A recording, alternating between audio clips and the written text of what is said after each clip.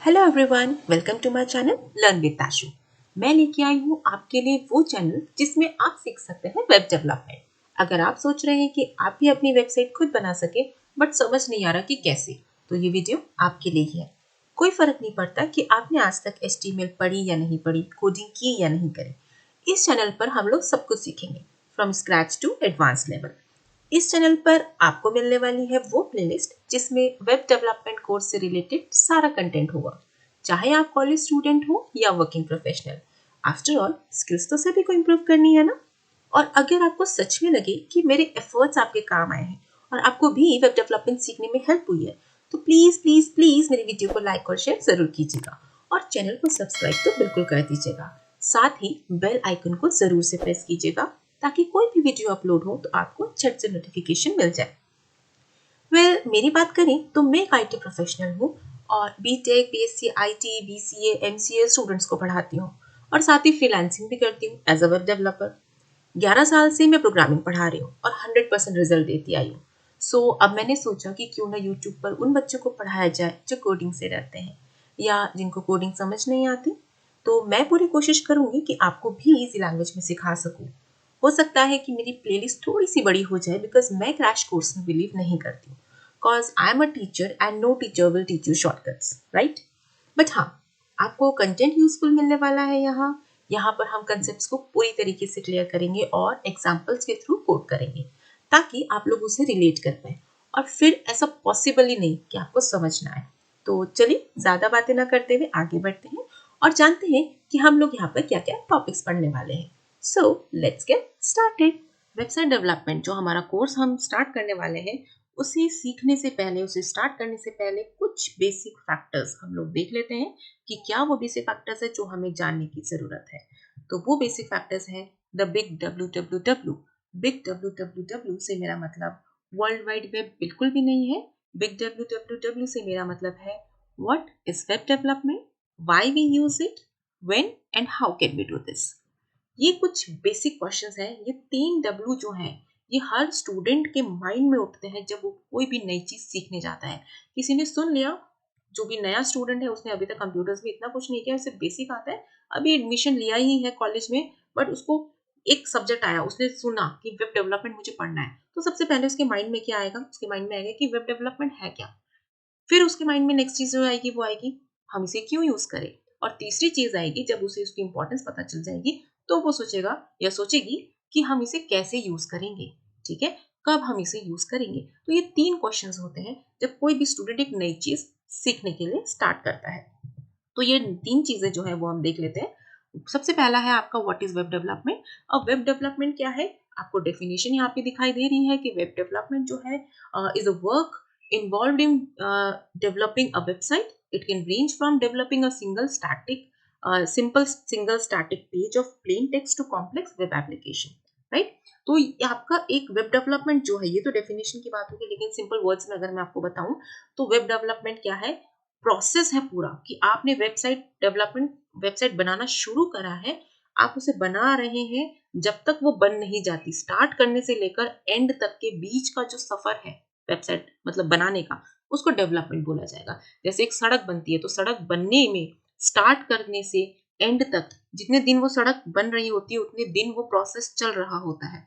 जब वो प्रोसेस खत्म हो जाता है तो वो पूरा डेवलप हो चुका होता है। लेकिन उस बीच को हम क्या बोलेंगे, उस स्टार्ट से एंड के बीच को हम बोलेंगे डेवलपमेंट। तो वैसे ही वेबसाइट स्टार्ट करने से लेकर एंड करने तक के सफर को आप बोलेंगे वेबसाइट डेवलपमेंट, राइट? अब इसमें आपका क्या चीजें हो सकती है, आपका जो वेबसाइट डेवलपमेंट है वो बहुत सिंपल हो सकता है। आप एक छोटा सा स्टैटिक पेज बना सकते हैं, सिंगल स्टैटिक पेज। स्टैटिक और डायनेमिक क्या होगा वो मैं आपको आगे बताऊंगी। आप एक सिंगल पेज आप ले सकते हैं कि आप सिंगल पेज की वेबसाइट बना रहे हैं और एक आप बहुत दूसरी साइड पे आप बहुत कॉम्प्लेक्स वेब एप्लीकेशन बना रहे हैं, मतलब बहुत बड़ी आप किसी कंपनी के लिए बना रहे हैं, ठीक है, किसी ऑर्गेनाइजेशन के लिए बना रहे हैं और बहुत कॉम्प्लेक्स वेब एप्लीकेशन है। तो आप कॉम्प्लेक्स भी बना सकते हैं बहुत ज्यादा, आप बहुत ज्यादा सिंपल भी बना सकते हैं, राइट? तो दोनों ही तरीके की चीजें होती हैं, पर दोनों को ही आपका वेब डेवलपमेंट बोला जाएगा, चाहे आप सिंपल चीजें बनाएं, चाहे आप कॉम्प्लेक्स चीजें बनाएं। नेक्स्ट आपका आता है कुछ बेसिक टर्म्स की। अगर मैं बात कर रही हूँ यहाँ पे, तो सबसे पहले हम ये जान लेते हैं कि वेबसाइट क्या होता है। वेबसाइट को सिंपल बहुत सिंपल वर्ड्स में अगर मैं बोलूं तो website is a collection of web pages, right. आप इसको एक लाइन, क्योंकि बहुत लंबी डेफिनेशन याद करना बहुत मुश्किल हो जाता है, चीजें हमें समझ में आनी चाहिए। ऐसा नहीं कि हमने रट्टा मार लिया किसी चीज का, चीजें बस समझ आ जाए वो ज्यादा अच्छा है, क्योंकि आप अपनी वर्ड्स में उस चीज को डिफाइन कर सकते हैं। तो वेबसाइट को मैं एक सिंगल वर्ड, सिंगल सेंटेंस में बोल सकती हूँ कि website is a collection of web pages. बहुत सारे पेजेस का कलेक्शन मिलकर एक वेबसाइट बनती है। जैसे सिंपल अगर मैं बात करूँ कि बुक है हमारे पास, तो एक बुक को हम वेबसाइट समझ सकते हैं, और उसके अंदर जो सिंगल सिंगल सिंगल अलग अलग पेजेस हैं, अगर वो 200 पेजेस की बुक है तो 200 पेजेस को हम वेब पेजेस मान सकते हैं, और पूरी बुक को हम वेबसाइट मान सकते हैं। होता है ना कि बुक के अंदर पेज नंबर 1 है, पेज नंबर 20 है, पेज नंबर 30 है, पेज नंबर 50 है, तो सारे पेजेस जब मिल जाते हैं तो एक बुक फॉर्म होती है। वैसे ही वेबसाइट के अलग अलग पेजेस हैं, होम पेज होगा, सर्विस होगा, कॉन्टैक्ट होगा, गैलरी होगा, कुछ भी हो सकते हैं। अलग अलग पेजेस बनाए और फिर सबको इंटीग्रेट कर दिया, और वो एक वेबसाइट के नाम से जानी जाएगी। तो उस वेबसाइट पे क्लिक करके आप अलग अलग पेजेस पे जा सकते हो, तो वो आपका क्या कहलाता है, वेबसाइट कहलाता है। दूसरा हमारा जो टर्म है वो है वेब पेज। अब ठीक है, हमने जान लिया कि वेबसाइट क्या होती है, कलेक्शन ऑफ वेब पेजेस होते हैं, लेकिन वेब पेज क्या होता है भैया, वेब पेज तो पता ही नहीं है। ठीक है, हमने बुक के पेजेस से हम उस चीज को समझा है, तो अब वेब पेज को भी देख लेते हैं। वेब पेज क्या होता है, एक हाइपर टेक्स्ट डॉक्यूमेंट होता है जो वेबसाइट प्रोवाइड करती है अपने यूजर को, और उसे डिस्प्ले करती है एक ब्राउजर पे, एक वेब ब्राउजर पे। ठीक है, सपोज आप कभी भी इंटरनेट ऑन करते हैं, तो आप क्या करते हैं, गूगल क्रोम को ओपन करते हैं, और वहां पे आप गूगल क्रोम हो सकता है, जरूरी नहीं आप गूगल क्रोम ही यूज करें, मैं यूजुअली गूगल क्रोम यूज करती हूँ। आप कोई भी ब्राउजर यूज कर सकते हैं। आप किसी मतलब आप इंटरनेट को ओपन करेंगे, बस कोई भी ब्राउजर को ओपन करेंगे, इंटरनेट ऑन करेंगे, वहां पे आप कोई भी सर्च कर लीजिए। मोस्टली लोग गूगल सर्च करते हैं, याहू सर्च भी कर सकते हैं। तो जब आप सर्च करते हैं कोई चीज, आपको कुछ चीज खरीदनी है, आप ऑनलाइन शॉपिंग करते हैं, आप सर्च करते हैं वेबसाइट डेवलपमेंट कोर्स, कुछ भी आप चीजें सर्च करते हैं, तो जब आप सर्च के बटन पे क्लिक करते हैं ना, तो आपको रिजल्ट मिलता है। रिजल्ट मतलब आपको आपकी जो भी आपने क्वेश्चन पूछा है अपने सर्च इंजन से, गूगल से या याहू से, वो आपको जवाब देता है। जो वो जवाब देता है वो आपको दिखता होगा, वो जो टेक्स्ट होते हैं, जो हेडिंग्स होती है, वो नीले नीले रंग में आती है, वो ब्लू कलर में शो होती है। तो वो ब्लू कलर में जो शो होती है ना, उसको हाइपर टेक्स्ट बोला जाता है। ठीक है, तो हाइपर टेक्स्ट से आप उस चीज को माइंड में रखकर समझ सकते हैं कि हाइपर टेक्स्ट क्या होता है। एक टेक्स्ट होता है, किसी भी टाइप का टेक्स्ट हो सकता है, वो मतलब सिंपल, आपने कोई भी चीज लिख दी, कोई स्पेसिफिक वर्ड नहीं होगा, कुछ भी आप लिख सकते हैं, किसी भी वर्ड को आप हाइपर टेक्स्ट बना सकते हैं। हाइपर टेक्स्ट का मतलब हुआ कि जब आप उस टेक्स्ट पर क्लिक करेंगे, वो कोई डॉक्यूमेंट को ओपन करेगा। इट मींस वो टेक्स्ट जो है वो लिंक्ड है किसी और से। होता है ना, नॉर्मली क्लिक हियर लिखा होता है, हम क्लिक हियर पे क्लिक करते हैं तो किसी और पेज पे चले जाते हैं, कोई और पेज खुल जाता है, कहीं और लिंक चला जाता है, बहुत सारी चीजें हो जाती हैं। ठीक है, कुछ डाउनलोडिंग स्टार्ट हो सकती है, कोई सॉन्ग आपको ओपन हो सकता है। तो जब क्लिक करके कोई चीज ओपन कर रहे हो, तो वो उस टेक्स्ट को हम हाइपर टेक्स्ट बोलेंगे। तो वेब पेज क्या है, एक हाइपर टेक्स्ट डॉक्यूमेंट है जो आपका वेबसाइट जो है वो प्रोवाइड कराती है अपने यूजर को, किसमें, एक वेब ब्राउजर में। क्योंकि जब भी वेबसाइट को आप देखेंगे तो उसके लिए वेब ब्राउजर आपको चाहिए, बिना वेब ब्राउजर के आप वेबसाइट को नहीं देख सकते। ठीक है, तो वेब पेज को आप ऐसे अंडरस्टैंड कर सकते हैं कि वेब पेज ये चीज है। नेक्स्ट हम देख लेते हैं। नेक्स्ट आपका आता है वेब ब्राउजर। वेब ब्राउजर में आपको यहाँ पे आइकन्स दिख रहे होंगे, 4 मैंने यहाँ पे आइकन्स लगाए हैं। वेब ब्राउजर में अगर आपको डेफिनेशन नहीं पता, आपको मैंने कई स्टूडेंट्स देखे हैं जो कर तो लेते हैं काम, लाइक ब्राउजर ओपन कर लिया, ठीक है, फोन में सबके आजकल सब कुछ है, तो फोन में ओपन कर लिया, उस पर सर्च कर रहे, सब कुछ है, लेकिन उन्हें ये नहीं पता कि इसको हम ब्राउजर बोलते हैं, राइट। तो इसलिए मैं आपको यहाँ पे आइकन्स लगा के दिखा रही हूँ कि ब्राउजर, जो वेब ब्राउजर होता है उसका मतलब ये होता है। तो आपको यहाँ पे जो आइकन दिख रहा है, ये गूगल क्रोम का आइकन है, ये मोजिला फायरफॉक्स है, माइक्रोसॉफ्ट एज है, पहले इंटरनेट एक्सप्लोरर चलता था, अब वो बंद हो चुका है, तो अब माइक्रोसॉफ्ट एज आ गया, राइट, ये विंडोज का है। ओपेरा आपका जो ब्राउजर है, ये भी काफी यूज होता है। कंपैरेटिवली गूगल से तो मेरे ख्याल से कम ही यूज होता होगा, बट फिर भी काफी यूज होता है। ठीक है, it depends on the users choice कि उसको कौन सा ब्राउजर पसंद है। किसी को मोजिला पसंद है, किसी को गूगल क्रोम पसंद है, किसी को एज पसंद है, किसी को ओपेरा पसंद है। तो वो अपनी नीड पे डिपेंड करता है, अपनी चॉइस पे डिपेंड करता है कौन सा ब्राउजर वो अपनी खुद के लिए रिकमेंड करते हैं, राइट। तो वेब ब्राउजर की अगर मैं डेफिनेशन की बात करूं, तो a web browser is an application used to browse anything on internet. अब मैं आपको मतलब भी बता रही हूँ और साथ के साथ डेफिनेशंस भी दे रही हूँ। कई बच्चों को क्या होता है, मतलब बता दो उनके लिए ठीक है, कई बच्चों को ना मतलब के साथ डेफिनेशंस भी चाहिए होती है, राइट। तो इसलिए मैं डेफिनेशंस भी आपको साथ के साथ बताती चल रही हूँ। आपको डेफिनेशन समझ में आ रहा है, आप वो ले लीजिए। आपको उसको नॉर्मल सिंपल वर्ड्स में समझ में आ रहा है, तो आप उस चीज से उसे सीख सकते हैं, जैसे भी आपको समझ में आए। तो वेब ब्राउजर को अगर हम डिफाइन करें तो ये इसकी डेफिनेशन है। और अगर मैं सिंपल वर्ड्स में बोलूँ तो वेब ब्राउजर क्या है, एक एप्लीकेशन है जो किस लिए यूज करी जा रही है, इंटरनेट पे कोई भी चीज ब्राउज करने के लिए यूज करी जा रही है, राइट। अगर आपको कोई भी चीज ढूंढनी है इंटरनेट पे तो आप वेब ब्राउजर के बिना उसको नहीं ढूंढ सकते। आपके पास वेब ब्राउजर नहीं है तो आपका इंटरनेट चलेगा किसमें, राइट। अगर आपको किसी को कॉल करनी है तो फोन तो चाहिए ना आपको। या फिर आप बोल सकते हो अगर आपके पास फोन है, आपको किसी को कॉल करनी तो उसके अंदर सिम तो होना चाहिए। जब तक सिम नहीं होगा तब तक कॉल नहीं लगेगी। वैसे ही आपके पास सिस्टम है, आपके पास इंटरनेट कनेक्टिविटी भी है, लेकिन आपके पास वेब ब्राउजर नहीं है। तो इसका मतलब है आपके पास फोन है, आपके पास इंटरनेट भी है, लेकिन आपके पास क्या है, सिम नहीं है। अब मैं यहाँ पे अगर कॉलिंग की बात करूँ तो मैं इंटरनेट कॉलिंग की बात नहीं कर रही हूँ, मैं सिम नॉर्मल फोन कॉलिंग की बात कर रही हूँ। जब तक आपके पास सिम नहीं होगा तब तक आप कॉल नहीं कर सकते। वैसे ही जब तक आपके पास वेब ब्राउजर नहीं होगा तब तक आप इंटरनेट पे कोई भी चीज सर्च नहीं कर सकते, राइट। तो वेब ब्राउजर की इंपॉर्टेंस बहुत है, इसके बिना आप इंटरनेट पे काम नहीं कर सकते। नेक्स्ट चीज देख लेते हैं। नेक्स्ट हमारे पास आता है वेब सर्वर। अब वेब सर्वर क्या होता है? वेब सर्वर आपका वो कंप्यूटर होता है जो वेबसाइट्स को रन करता है। वेबसाइट्स को रन करने का मतलब क्या है कि सपोज आपने सुना होगा गूगल। गूगल एक ऐसी चीज है, आजकल सबको पता है गूगल, राइट। गूगल एक सबसे बड़ा सर्च इंजन आज की डेट में अगर है तो गूगल है। याहू भी आता है आपका सर्च इंजन, बहुत सारे सर्च इंजन है हमारे पास। पर गूगल एक ऐसी चीज है जो सबको पता है, इसलिए मैं गूगल का बार बार एग्जाम्पल लेती हूँ। तो गूगल आपका जो सर्च इंजन है, या हम बोले गूगल.com, पूरा एक गूगल एक कंपनी पूरी आप बोल सकते हैं, राइट। एक सर्च इंजन भी है आपका, उसका सर्वर खुद का है। जो भी सर्च इंजन होंगे वैसे उनके सर्वर्स भी होंगे, क्योंकि सर्च इंजन को क्या है, सर्च इंजन अगर किसी ने बनाया तो उसको सर्वर तो स्टैब्लिश करना ही पड़ेगा, क्योंकि सारी इंफॉर्मेशन उसे कहीं ना कहीं रखनी है। तो अब सर्वर क्या होता है, वेब सर्वर क्या होता है बेसिकली, राइट। तो वेब सर्वर पे अगर हम जाए तो अगर आपने गूगल पे कोई भी चीज टाइप करी है, आपने कहा मुझे show me the list of institutes, show me the list of colleges, right. या फिर आप जॉब सर्च कर रहे हैं तो आप जॉब के लिए सर्चिंग करें, कुछ भी आप गूगल पर टाइप करते हैं, आप सर्च पे क्लिक करते हैं, तो वो जो आप टाइप करके क्लिक कर रहे हैं, सर्च क्लिक कर रहे हैं, वो कहाँ जा रहा है? वो आपका कहाँ जा रहा है? वो आपका जा रहा है यहाँ इस वाले सिस्टम से, यानी कि इस सिस्टम को आप यूज कर रहे हैं, यहाँ से आपका इस सर्वर के पास जा रहा है। यानी कि जब भी आप सर्च पे क्लिक करें एक रिक्वेस्ट जनरेट हो रही है। वो रिक्वेस्ट किस टाइप की है? HTTP टाइप की। HTTP का मतलब होता है hyper text transfer protocol. Protocols क्या होते हैं वो हम बाद में बात करेंगे। हाइपर टेक्स्ट ट्रांसफर प्रोटोकॉल क्या होता है वो भी हम आगे देखेंगे। लेकिन हम यहाँ पे ये देख लेते हैं कि hyper text transfer protocol HTTP जो है, अगर आप कुछ भी चीज आप इंफॉर्मेशन एक्सचेंज कर रहे हैं, आप नेट चला रहे हैं, आप कोई भी साइट विजिट कर रहे हैं, तो HTTP जब तक नहीं है तब तक कुछ भी ट्रांसफर प्रोटोकॉल के लिए है ना, तो आप कोई भी चीज ओपन नहीं कर सकते हैं इसके बिना, ठीक है। ये बहुत बेसिक और मेन आपका प्रोटोकॉल जो है हर चीज में यूज होगा। हर पेज पे HTTP लिखा हुआ आता ही आता है। तो एक HTTP रिक्वेस्ट जो है वो जनरेट हो रही है और वो किसके पास जा रही है? इस सर्वर के पास जा रही है।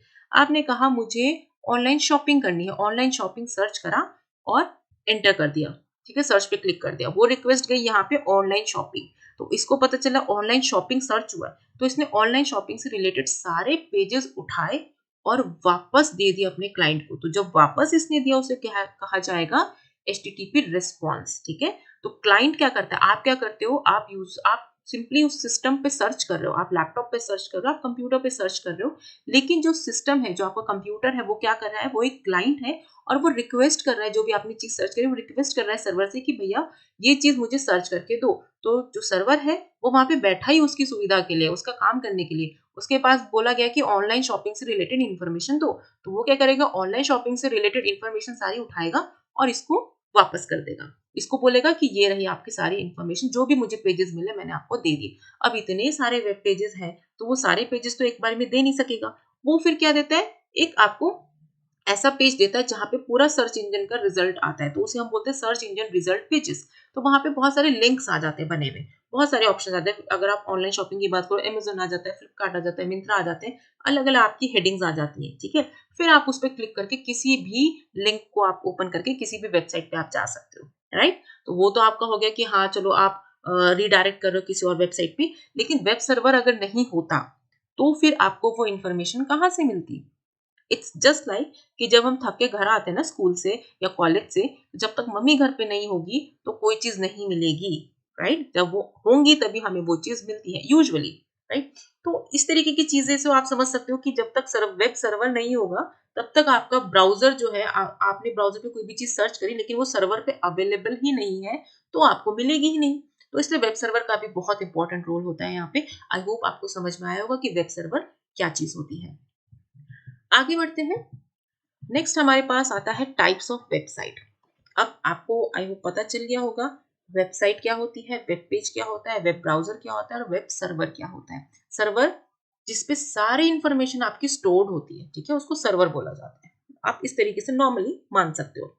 अब टाइप्स ऑफ वेबसाइट की अगर हम बात करें तो टाइप्स ऑफ वेबसाइट में हमारे पास दो टाइप की वेबसाइट्स होती है, एक होती है स्टैटिक और एक होती है डायनेमिक। आपको पिक्चर में यहाँ पे दिख ही रहा होगा। स्टैटिक वेबसाइट में आपको दिख रहा होगा कि सर्वर है और आपका एक क्लाइंट और ब्राउजर है, ठीक है। तो स्टैटिक वेबसाइट में दो चीजें हैं, आपका एक सर्वर तो ऑब्वियसली आपको चाहिए चाहिए, लेकिन आपके पास सिर्फ एक क्लाइंट ब्राउजर है और कुछ नहीं। क्लाइंट ब्राउजर में गूगल क्रोम या कुछ भी आप बोल सकते हो, गूगल क्रोम, मोजिला फायरफॉक्स, कोई भी ब्राउजर ले सकते हो। दो चीजें आपको चाहिए बस, राइट? तो आपने सपोज अपना एक प्रोफाइल बनाया, अपना एक प्रोफाइल बनाया और उसमें आपने अपने बारे में लिखा, आपने काम लिखे कि मैंने ये चीजें करी है। अपना एक प्रोफाइल बोल सकती हूँ या मैं पोर्टफोलियो बोलूँ तो आई थिंक ज्यादा बेटर रहेगा। आपने अपना एक पोर्टफोलियो बनाया, आपने अपने बारे में बताया, आपने बताया कि मैंने ये करा है, मैं यहाँ से बिलोंग करता हूँ, मैंने ये कोर्स करा है, मुझे ये लैंग्वेजेस आती है, वो सारा मतलब आप एक पोर्टफोलियो बना सकते हो। तो आपने एक स्टैटिक सा पेज बनाया जिसमें आप कोई भी चीज डेटाबेस में स्टोर नहीं करो, आपने जस्ट बना के ऐसे रख दिया उसको, ठीक है। तो वो क्या हो गया, आपका स्टैटिक वेबसाइट होगी। स्टैटिक वेबसाइट में क्या होता है, आपके पास एक सर्वर तो होता है, एक क्लाइंट ब्राउजर भी होता है, यहाँ से चीजें सर्च की जाती है, सर्वर आपको वो चीज रिटर्न कर देता है, सिंपल चीज है। अब डायनेमिक वेबसाइट क्या होती है? अगर स्टैटिक वेबसाइट को हम मान रहे हैं कि स्टैटिक वेबसाइट में कुछ टेक्स्ट लिखा हुआ है, कुछ इमेजेस लगी हुई है, कुछ वीडियो लगे हुए हैं, थोड़ा बहुत डिजाइन अच्छा है, बस दैट्स इट, ठीक है, वो स्टैटिक हो गई। डायनेमिक वेबसाइट क्या हुई? डायनेमिक वेबसाइट में आपको तीन चीजें मिल रही हैं। क्या क्या है वो तीन चीजें?